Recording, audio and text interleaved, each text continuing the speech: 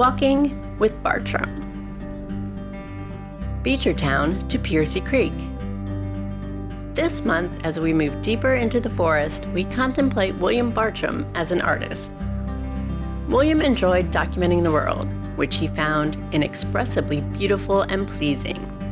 He began drawing plants and animals in childhood, and by 19 years old, his drawings were in some of the most influential books of natural history in print. I think William had a keen sense of observation among relationships in the natural world. I think he saw it all as a pretty magnificent, great mystery, and was able to illustrate that for the public in ways that had never been illustrated before.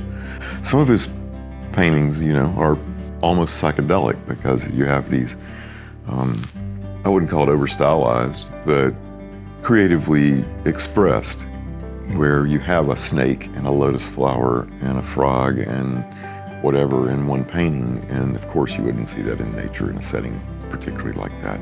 But he was able to illustrate that to, I think, draw the imagination of the public in to where they got some sense of what relationships in the natural world were. I think that was one of his unique contributions to art in America, is that no one had done that before.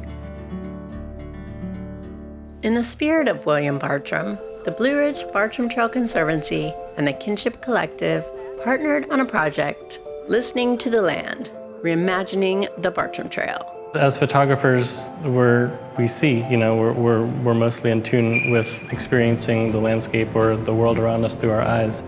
So I think using that term listening invites us to really pause and kind of stop doing the normal way that we perceive the world and try to take in a more multisensory kind of approach to just taking in the landscape.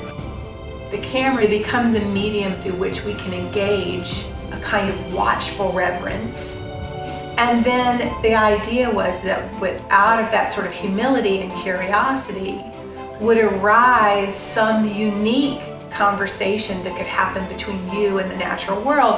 And for each of us, that conversation might look different. Over 9 months, photographers of all levels participated in workshops, nature walks, and dynamic online conversations, creating art inspired by their own unique way of listening to the Bartram Trail.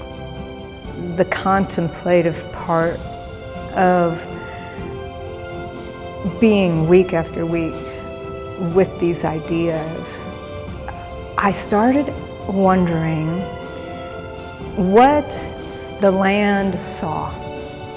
And so here is, here is the ground, here are the plants looking up. What do they see? And obviously generations of plants have come and gone since Bartram was here. And I just kind of got chills thinking, do any of these plants or rocks remember? What are they seeing? What are they seeing now? And so that's where I came to do some overhead panoramics. It just changes my perspective and brings me into a place of wonder and awe. I looked to be wowed. I looked for places that were wondrous and amazing, and I thought of what it might have been like to look at it for the very first time, because it's quite wild down here. It's very dense, and there's vines and plants growing in every nook and cranny. When I got out on the trail, I started remembering being a kid and exploring out in the woods and getting really excited and jumping on rocks and splashing in the creek. So I started going out with the intention of photographing those moments, like getting in the creek and splashing water on my hair. In my reimagination, Bartram himself would look down upon the trail. He would pick up these flakes of mica. He would look up into the heavens. So that conversation between land and sky is what I'm really investigating here with this, and his conversations with that. I really wanted to incorporate the materiality of the trail into the work, and so I thought a way to do that would be to make some paper that incorporated soil The vertical integration of the landscape, like from the treetops all the way down through and into the soil, and like so often the soil is vastly underappreciated. So to me, the idea of listening to the land, like there is the land. I'm not a naturalist. I'm not even a big hiker. So I was very much focused on where am I? How can I get out of this? And to me, it meant looking at the blazes, finding my way, like breadcrumbs, right? Kind of self-described as a plant nerd. Normally before if I was trying to photograph a plant, it would be more that, oh, I'm interested in this particular plant. Rather than doing it that way, I started with the light, and that made me pay really close attention to plants that I might normally totally ignore or even rip out of the ground. Really, the idea is that everything around us is incredibly beautiful. I mean, just breathtakingly beautiful if you actually take the time to stop and look very closely. And that's what I'm trying to do.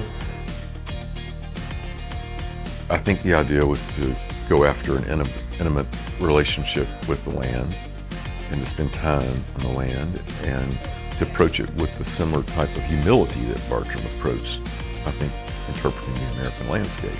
Whether they were consciously going, oh, I've got to reimagine William Bartram, they were experiencing and observing in an intimate way that he did.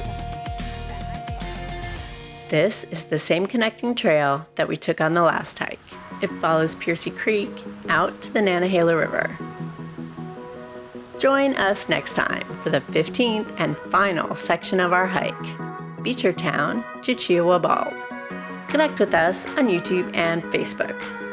If you enjoyed this, click the thumbs up and follow us to see the next episode.